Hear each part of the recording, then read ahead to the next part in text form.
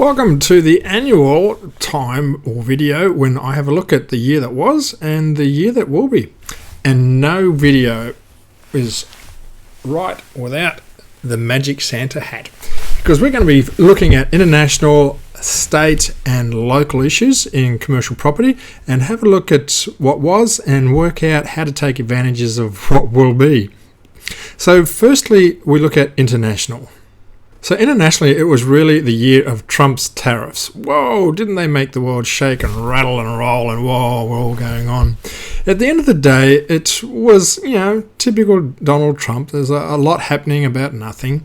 There's a lot of, kicking and screaming. I mean, particularly for countries like India, China, and also Brazil copped a bit of a hiding. They were a little bit in the naughty book for Donald Trump.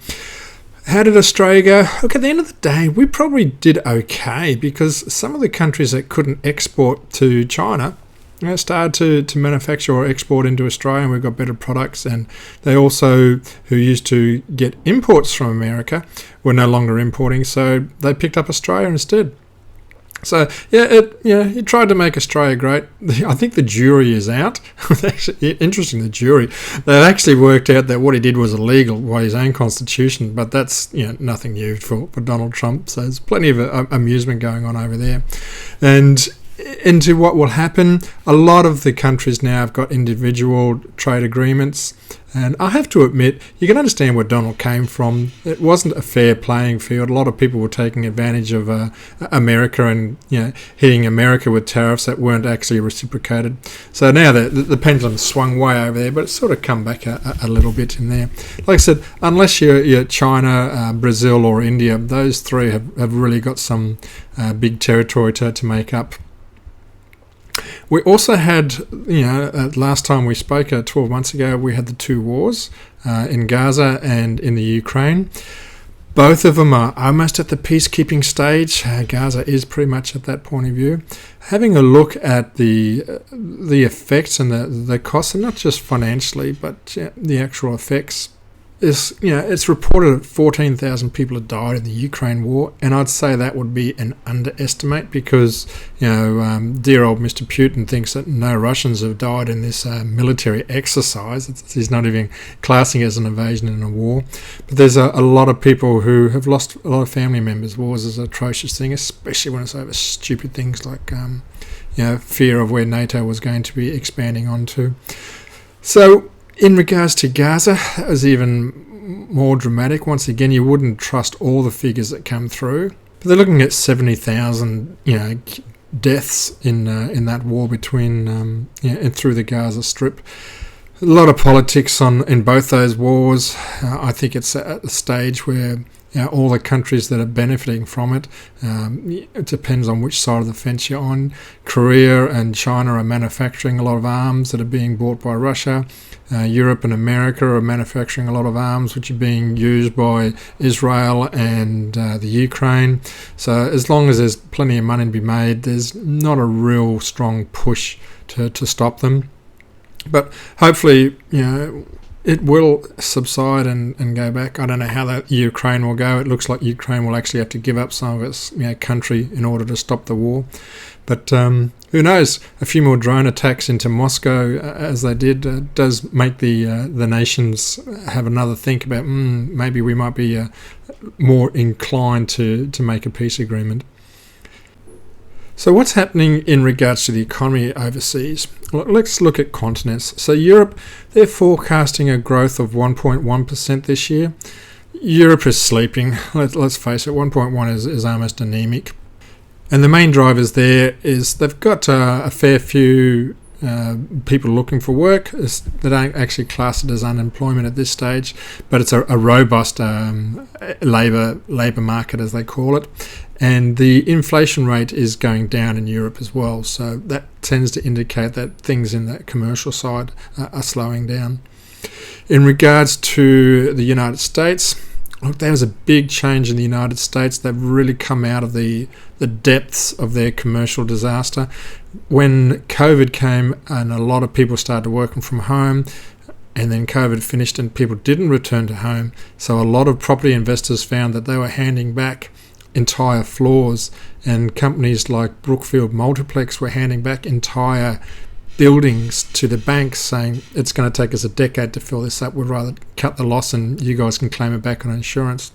That seems to have passed now, and also the fact that so many commercial properties were at the stage where they need to be refinanced. In the US, refinance for commercial properties is like 3 to 5 years. In Europe, you can get 50-year loans. In Australia, you can get 20-year loans.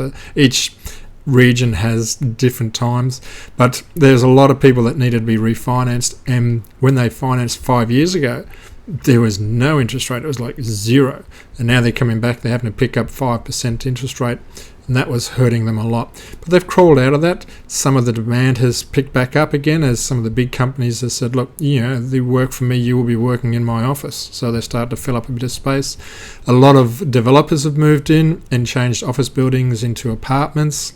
So all in all, I mean, it's not fantastic, but they're definitely past the worst of it. Will it be a big year for commercial property over there? Yeah, maybe. I think big's probably not the right word, but it'll be a stronger year this year than last year. So that's what I'll forecast there. In regards to Asia, you've got a lot of growth, particularly in China, and the Philippines is growing through there. India is really starting to move and shake in the business world. I get a lot of people saying, "Oh, there's so many Indians buying commercial property and businesses and selling and that."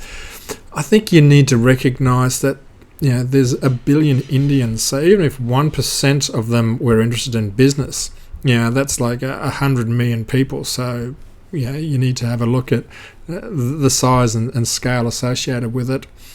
It was interesting. I looked at some business channels, and 6 of the 10 YouTube biggest business channels are all Indian, as in Hindi. They're not even English speaking, so it's a power force to come through, and I think that will continue. China is very focused on its 7 key industries, and I think you'll notice that motor vehicles is the main one. The amount of Chinese companies coming through, which are into Australia now, there's a lot more range and choice and lower cost in regards to vehicles. They made no hidden agenda on it. They want to crush the other industries. America's reeling in the automotive industry. Australia no longer makes cars here. So, China is very much trying to dominate that. The fact that they bought Haval really indicates they're looking for a worldwide dominance. And I think you'll see growth in China for those 7 industries. But they're looking at about a 4% growth, which is huge, but it's actually been scaled down from 5%. So, there'll still be a strong China. Thankfully, it looks like their geopolitical aspirations as an expansion in countries in the Southeast China Sea and Pacific countries, like some of the smaller nations that we have on our northern borders, they're not doing as much expansion and buying as they were 12 months ago. And that probably makes us all feel a little bit more comfortable. All right, so what's happening nationally? Well, this year the economy grew at a rate of about 1.8%, which is pretty good, and they're forecasting the economy to go to 2.2%. Having a look at my customers, like a lot of my work is business broking, so I see a mountain of profit and losses and balance sheets. Pretty well every business I see this year has grown, not as much as the year before, but they're still growing, and it's mid-single digits, so most of them are growing between 4 to 8%, and that's a good healthy rate, and I think that will continue a little bit, provided that nothing gets unsettled. We've got no elections coming up in Australia, so the government should leave us alone hopefully a little bit. There's tax rates coming in on the 1st of July, which will give a little bit of a boost up for retail. Retail was my pick of industries last year, particularly food retail. Look, I have to admit I was sweating till about October, and then suddenly there's a lot of growth in retail businesses. I think 3 of the last 4 sales I've had have all been in retail or hospitality. And I think that will continue. I'm starting to see some businesses now, and good middle-sized businesses with 20 to 30% returns coming onto the market, which is exciting stuff to see. So I think, retail food in particular will be a good pick for this year, and I'll stick with that one as the growth one for us. Industrial businesses, Look, I think the economy slowed them down a little bit. They're doing strong, but some industries were starting to struggle.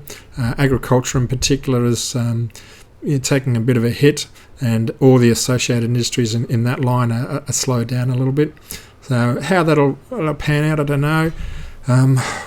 Population growth will mean that people will always be eating.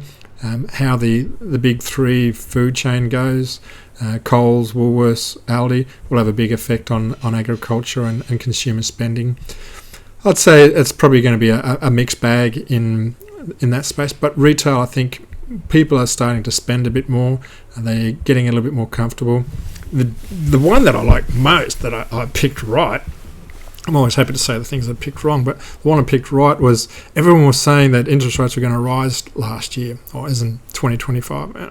And I really pray and I hope that didn't, because the economy needed to get some relief. And we did. The interest rates rise, or the interest rates fell from 4.35 to 3.6%, which doesn't sound a lot, but that's almost a third of a drop. And I'm no longer hearing people crying in regards to how hard it is to be with the cost of living, and inflation is no longer at 6%. It's probably half that now. So the economy has cooled down a lot in those instances. Unemployment seems to be pretty stable. I'm not sure in regards to the cities. The regional areas seem pretty solid. If we're left alone for a year, I think it'll be a fairly solid sort of year to run with. Now, what does worry me a little bit is in regards to what we call the black swan syndrome. So what colour are swans? Well, depending where you are in the world, Europeans are used to seeing white swans. And then they came out to Perth a couple hundred years ago, and they just sat there and gawked because our swans are black. I know exactly how they felt, because when I was in the States, in Australia, pelicans are white. In America, pelicans are brown and a little bit of white. So I was sat there and I thought, gee, I feel like these Europeans that suddenly saw their first black swan. The term black swan in business is for the totally unexpected.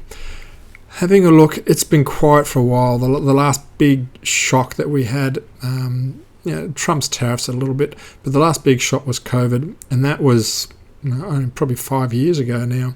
I think we're due for a shock of some sort, maybe a economic collapse on the share market, which is still obscenely high. And that's my worry, the unexpected one. You can't forecast what's coming through at this stage. In the residential market, we've got growth forecast to come down from 10% down to about 6%, which is still huge. There's a lot of pent-up demand. There's a lot of builders out there working hard, getting projects in place. There's a lot of results now on the ground in regards to social housing. Queensland government is putting up small developments of 20 houses in a complex. I think there's 5 of them in Bundaberg that are coming across. So that is helping those who need most to be able to get accommodation. The amount of people who are being short-term housed in motels as part of the state government program to get people off the streets is dramatically reduced as well. So we're starting to see some good returns on there. But there's still a lot of people looking for houses. But I don't think you're going to get as much pressure as there was. The residential real estate market, that's in meltdown. It's I think even in Bundaberg, like Bundaberg has 100,000 population, there are over 200 residential real estate agents. Whoa, that's a lot of people. A lot of them are now starting to leave the industry. There's agencies closing. There's other agencies leaving the big franchise models and doing up their own. This is all the normal signs you see through a cycle. I keep telling people every boom follows a bust and every bust follows a boom. The slowdown in residential markets is going to have an impact on that space. You'll also see competition dramatically increase. I've seen the Sunshine Coast, there's one real estate agent who will do commissions for 1%. You pretty well do a lot of the stuff yourself, but that intense competition, the crazy stuff, will start to weaken or start to eliminate some of the weaker players, those who have struggled to get listings or those who have been too lazy to do some solid work when it was busy. On the state level, I think the big disappointment there was I was expecting more state government projects. what I really got surprised with was the amount of projects that were put on hold. And Bundaberg really got hit hard. The Levy seems to be nowhere in space. I've actually got the snippet I put up here now, which shows what stage it's at. You'll notice there's no timelines. It sort of looks like it's halfway through, and they're at the stage, if you believe what they're saying, of appointing or selecting and appointing the main contractor. When that happens, it starts to go more of a commercial rather than a political bent, and we might get something going on. You had the shock that they've put the Bundaberg hospital on hold, the new one on hold. That was a big aspect. Yes, we need to look at the dollars and cents, and they've gone for 2 other hospitals in the Brisbane metropolitan type region, southeast Queensland. So regional really got hammered on that one. But those 2 big projects on hold have cost us a lot of money, and it's causing a little bit of slowdown in the industry up here. I didn't forecast that one. So, and the Olympics, look, I thought we would probably get more work out of the Olympics, but at least now they've settled down a plan, and that they should start doing a plan. So my forecast for next year at state level is that there'll be more Olympics works, and hopefully we'll get some of that in regional areas. Things like rowing in Bundaberg, or even the new Olympic swimming centre may well pick up housing a couple of teams during the pre-season warm-up, I suppose, for the Olympics when people get acclimatised. So that would be my forecast for what's coming in the state level for next year. Okay, regionally, what I would forecast is, look, there's still talk of a new bauxite mine just west of Monto. There's the illuminite mine that should be doing its first exports this year, so mining should be fairly strong in the region. Retail, I think that's pretty strong. You go down both Bourbon Street or you go down Main Street in Harvey Bay, there's not a lot of space available. Main Street will dramatically increase as the new headquarters for council and the social hub area there with the library and the likes of that gets further built, an infrastructure building in there. So that will strengthen the local economies. I'd like to see some more high-rises, for want of a word, in our regional areas. Anything with 5 stories or more is a high-rise. So you've got the Sheraton that has been earmarked for Harvey Bay. In Bundaberg, we've got the Mirror here on the Esplanade of Bargara. I look out this way because it's it's just a couple of buildings down there from me. And you've also should hopefully see some movement with the new RSL being built on Bourbon Street. But outside of that, there's not a lot of space. I'm hoping the state, local government will start to do some more work. They've got nothing planned that I can see. Hopefully the Olympic swim centre will be opened up soon, preferably before the end of summer. I mean, gosh, guys, how long does it take to fill it, dig a hole and put some water in it? I'm not an engineer. The return on investments has dramatically changed. I wouldn't say dramatic, but has come down to more normal rates. In Bundaberg, it was very strong at 7.5 for a good couple of years as a return on investment. You're probably looking now at the bottom end would be 5.9, and you might get to 7. The big change is as leases are being renewed, they are dramatically being increased to match the price rises we've had in commercial property. I think commercial property will continue to rise in prices, particularly in Bundaberg East. It's pretty cheap, and people are starting to think, okay, it's always been depressed because it was flooded in 2013, but that was more than a decade ago. And there's plenty of investors who have gone in there for 10 years and sold out and made plenty of dollars. And it's an increasing area for price increase. It's still incredibly well priced to run with there. Harvey Bay, that was absurd 12 months ago. Everybody wanted 10% return on investment on their leases. That has really shaken up, and that's gone down to about 5.9, which is more normal for our area. If you look at the Sunshine Coast, I spoke to some people in the know down there today. They're looking at 4%. Gold Coast is very similar, so we're still very healthy. Depending on how you work your percentages, it's almost 1.5 times return in the regional area. Strong push for people to move and work and build businesses in regional Queensland for all sorts of reasons, particularly the resources hub. So that will continue to go regionally. So what am I forecasting? Look, I wouldn't forecast this year internationally, state and regionally. I think it's almost vanilla, for one of us say. It looks like a boring year, which is a good thing because we can slowly develop and manage your own environment and hopefully keep improving. Work on increasing your productivity. If you're an investor, have a look at increasing the return on your property by doing some extra things to it. Find some of your empty space that's not being used and turn that into a smaller tenancy or something, or add some value added for your customers. If you maybe put some covered car parking in a lot of places and increase the rent a little bit in there, those sort of type things now is a good time for you to keep doing that.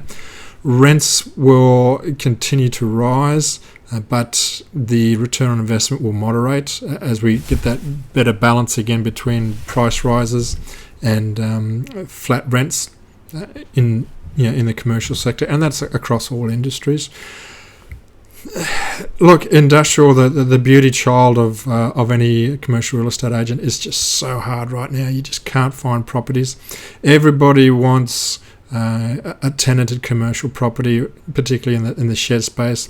I had another buyer's agent this morning ring me up. I'm telling you, when the buyer's agents start ringing me, I know that things are tough out there.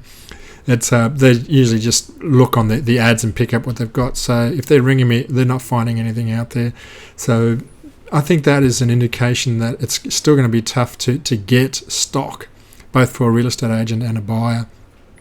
So you may have to look outside the box, I think, is probably my recommendation / forecast. For argument's sake, I've got a great industrial shed property at the airport, but it's on leased land because it's council land, so you basically only own the buildings. That's not an issue. I mean, you've got a great landlord in the council with long-term leases, and you get tremendous return on investment because you're not forking out money for your bank loans on buying the land. You're basically just buying the sheds, and because it's on leased land, the return on investment is huge. But people need to be able to look outside that circle. People are starting to understand that a good investment opportunity as a plan B is to buy a freehold business and put a manager in place. You get your commercial property, and how great is a tenant? You actually run the tenancy and you have it as your own lease. These things outside the box is really good to watch and work for. In regards to Bundaberg Commercial, look, it's been a big year. I got my book released. It's Commercial Reality, How to Buy Commercial Property Like 7%. If you haven't seen my ads, then I'm sorry, obviously my marketing department needs to be sacked.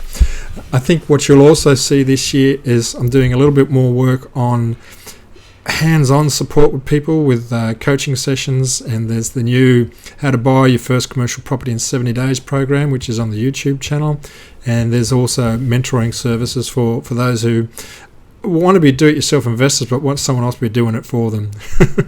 So I think that is a sign of the times. As stock gets a little bit harder to get hold of, people will find new ways to create revenue. My business is just the same as any other business out there. Now, remembering it's Christmas, yep, Santa's coming around the corner, but Jesus is the reason for the season. May God bless you and your family, and hope you all have a great year for 2026. And feel free to drop me some notes in comments in regards to what you think will be coming up for the next calendar year. All right, take care and God bless.